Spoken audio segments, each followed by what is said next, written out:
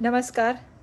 आज धारावीतल्या एका घटनेचा मला उल्लेख करायचा आहे की ज्या तऱ्हेने धारावीमध्ये सर्वे चालू असताना मोठ्या प्रमाणामध्ये एक पोलिसांचा मोठा फौजफाटा त्या ठिकाणी होता आणि लोकप्रतिनिधी या नात्याने त्या ठिकाणी ज्योती गायकवाड काही कामानिमित्त गेल्या असताना त्यांनी काही लोकांना प्रश्न विचारले की हा जो सर्वे चाललेला आहे या सर्वेमधल्या लोकांना घरं कुठे मिळणार.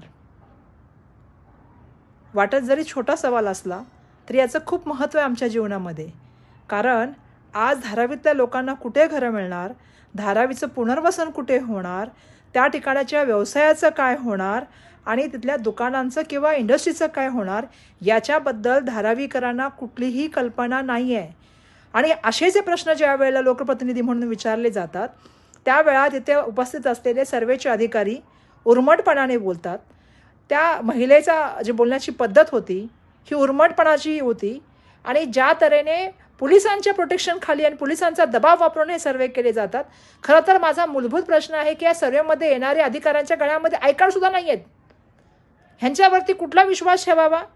आणि सर्वसामान्य माणसांनी आणि लोकप्रतिनिधींनी जर प्रश्न विचारले तर त्यांच्याशी जर अशी उर्मटीची भाषा केली जाईल आणि त्यांच्यावर जर प्रेशर करण्याचं काम होत असेल तर तुम्ही विचार करू शकता की अदानीसाठी आम्ही बघतोय की आता इथे कुर्लाच्या मदर डेअरीची आहे ती झाडं तोडण्याचं काम चालू आहे.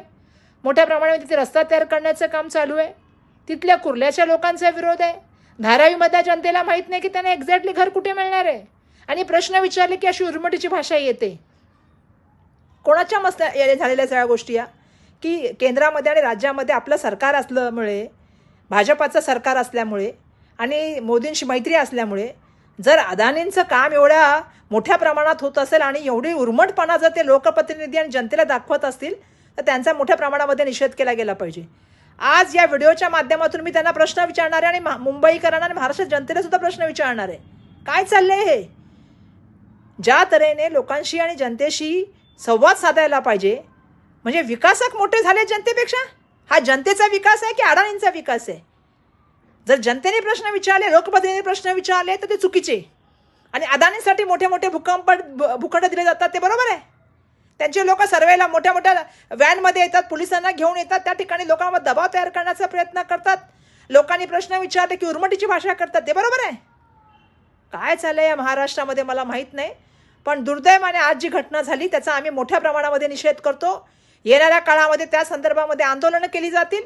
कारण अशा तऱ्हेने उर्मटीची भाषा आणि दबाव यंत्र आम्ही खपून घेणार नाही. याच्या विरुद्ध मागे सुद्धा लढण्याचं काम केलेलं आहे. येणाऱ्या काळात सुद्धा लढण्याचं काम करू.